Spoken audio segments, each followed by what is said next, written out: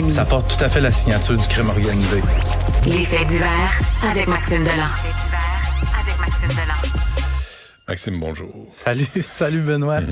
Il y a un jeune homme qui poursuit la police de Québec, qui poursuit, arrêté avec une arme à feu chargée. Ouais, puis cette histoire-là a besoin d'une mise en contexte. Le nom de Pacifique Niokwizera va peut-être dire quelque chose aux gens qui nous écoutent. Excuse-moi, mais Tristan, peux-tu vérifier? J'avais envoyé ça, il me semble, à Jean-François. J'ai oublié le poème de Franz Benjamin à l'Assemblée nationale.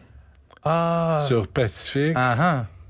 On va peut-être l'écouter d'ici la fin de ta chronique. Parfait. Pacifique, pour la mise en contexte, Pacifique, c'est un jeune homme noir de Québec qui avait défrayé les manchettes à l'automne 2021, alors qu'il venait d'avoir 18 ans. Il y avait, je sais pas si tu te souviens, s'il y avait une vidéo qui existe de ça. Il avait été rudoyé à la sortie d'un bar. Il avait été plaqué au sol par les policiers. Il y avait des gens, des témoins qui avaient filmé la scène. Et là, le web s'était enflammé. La population était outrée de ça. La police de Québec, c'était une gang de racistes. Ouais. À la suite de cette intervention policière-là, qui avait été filmée, diffusée largement sur les réseaux sociaux, qui avait suscité le tollé, à la suite de cette intervention-là, il y a un des meilleurs chums de Pacifique qui était sorti publiquement, puis qui avait bâché sur la police de Québec en disant que, justement, c'était des racistes, puis brutalité policière, etc. 2 jours plus tard, ce gars-là qui sort dans les médias se fait arrêter pour un viol collectif sur 2 adolescentes de 15 ans. De 15 ans? Ouais. En compagnie de complices qui, à l'époque, étaient mineurs, fait qu'on peut pas les identifier. L'année passée, Pacifique est arrêté à Québec pour non-respect de ses conditions dans un dossier qui remonte à l'époque où il était mineur. Quelques mois plus tard, Pacifique, lui, intente une poursuite de 180 000 contre la police de Québec et la Ville de Québec pour les blessures qu'il a subies, le stress engendré, tous les inconvénients reliés à son arrestation musclée. Puis même cet été, il a aussi reçu un constat d'infraction pour avoir été en possession d'un couteau sur la voie publique. Fin de la mise en contexte.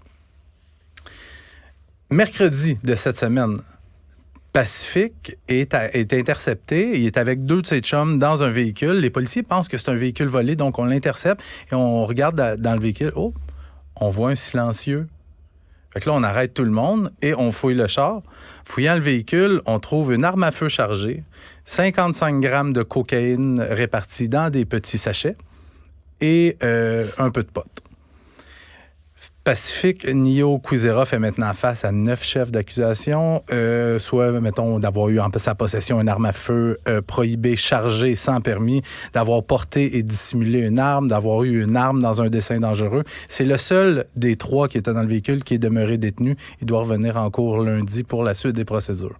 On a le poème de Franz Benjamin du Parti libéral Puis écoutez ça, essayez de pas verser une larme, là, c'est vraiment touchant. Pacifique n'est pas un nom de révolte. Pacifique n'est pas un nom d'agitateur. Pacifique n'est même pas le nom d'un vandale ou d'un pyromane. Ce n'est pas non plus un nom de tam-tam pour jouer à la matraque. Pacifique est le nom de rêve perché à Limoilou. Pacifique n'est pas un nom qui devrait avoir peur de marcher la nuit dans les rues de Québec.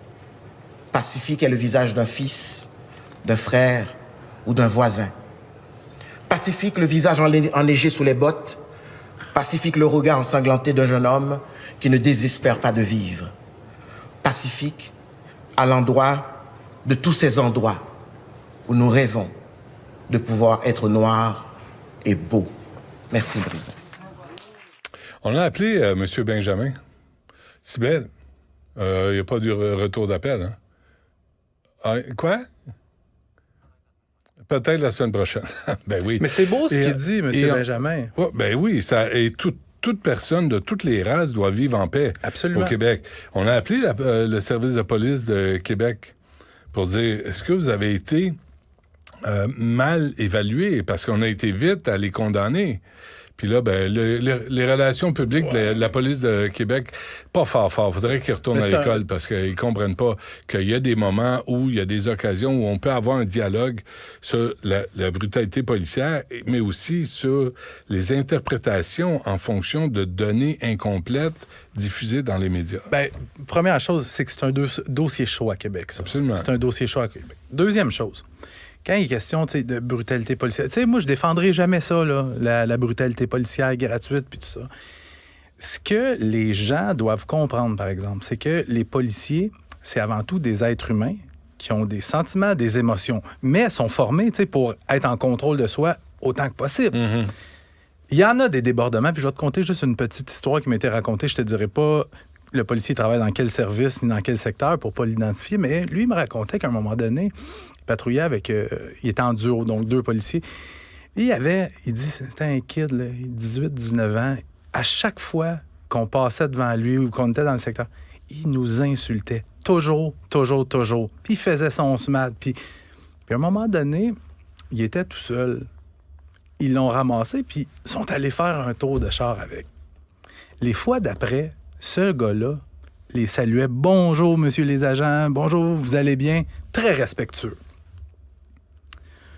C'est la fin de l'anecdote, mais c'est juste pour expliquer. Tu sais, je cautionne pas ça. Là. Je cautionne pas ça, sauf que des fois, tu sais, quand tu veux vivre la vie de petits bandits, de petits criminels, il faut que tu t'attendes à ce que les menottes soient peut-être un peu plus serrées quand tu te fais arrêter.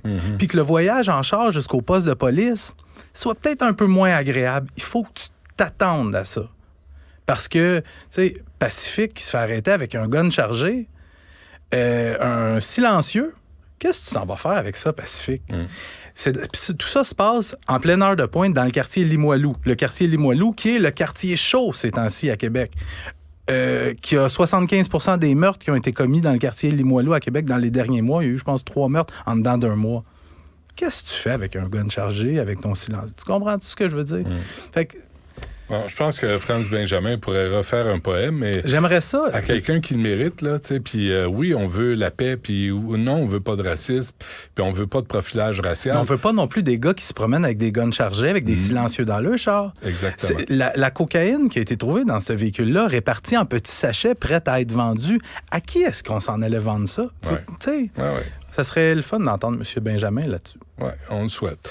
L'invitation est lancée. En tout cas. OK. Toujours pas d'arrestation à propos du meurtre au centre-ville? Non, toujours pas d'arrestation, toujours pas de mobile non plus dans le dossier du meurtre d'Arthur Kétikian, assassiné hier matin dans un logement situé dans un quartier cossu à 2 pas du Musée des Beaux-Arts à Montréal. Oui. La victime de 55 ans qui a été poignardée à mort.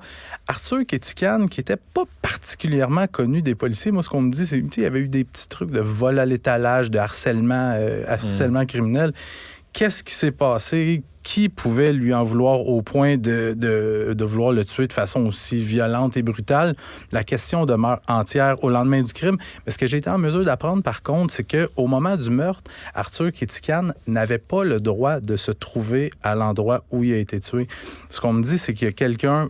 en fait, il n'avait pas le droit de se trouver là en raison de conflits avec des voisins. Et il y aurait probablement un de ces voisins-là qui l'a vu ce matin-là, qui a communiqué avec la femme de M. Kétikian, qui a dit « Écoute, ton mari est ici, il n'y a pas d'affaire ici. » La femme s'est présentée sur place et c'est là qu'elle a trouvé son mari assassiné. Okay. Toujours pas d'arrestation, pas de motif, l'enquête qui se poursuit. Et il y a un type qui a terrorisé un employé de la STM. Comment tu dis ça souvent? Prends tes pilules aux 4 heures? Ouais. Mais le gars ne l'avait pas fait. C'est un événement qui s'est produit le 3 juillet dernier. Comme les policiers n'arrivent pas à retrouver ce suspect-là, on fait appel au public. On a diffusé une photo du suspect. Donc, je le disais, dans la nuit du 3 juillet, il est 1h20 du matin. Il y a un gars qui se présente avec son beau chapeau de pêche. Il se présente. Oui, j'ai vu ça. Oui. Il se présente à la station de métro Joliette. Le dernier métro vient de partir. Mais là, lui, il est en beau joie le vert, puis il se met à donner de la marde à l'employé de la STM. Tu sais, le genre de gars qui engueule le pompiste parce que le gaz est trop cher, ce genre-là. Dans le but d'avoir une rame de métro qui vient le métro chercher. fasse marche arrière. Tu sais, je veux dire, le métro est fermé. Prends-toi un taxi. Bref. Et là, il se met à insulter l'employé de la STM. Il lance un objet. Le SPVM n'a pas dit quel type d'objet. Mais là, ça se finit pas là. Il pourchasse l'employé jusqu'à son véhicule personnel stationné à l'extérieur. L'employé de la STM est terrorisé, il se cache dans son char. Et le gars vandalise la voiture de l'employé de la STM. Il cause pour 5 000 $ de dommages. Hey boy. Et là, on est 3-4 mois plus tard, on n'a toujours pas trouvé ce suspect-là. J'invite les gens à aller sur les sites web TVA Journal. Il y a des photos qui ont été diffusées. Les clubs de pêcheurs, peut-être, vérifiez donc s'il vous manque un de vos membres. Non, mais la chemise déboutonnée presque au nombril. C'est ça. Très viril. Non, mais tu sais, le gars mériterait peut-être de... Oui. Un tour de char, peut-être. Je te souhaite un bon week-end. À toi aussi, mon ami. Merci. Salut. Bye. Ce balado est disponible sur l'application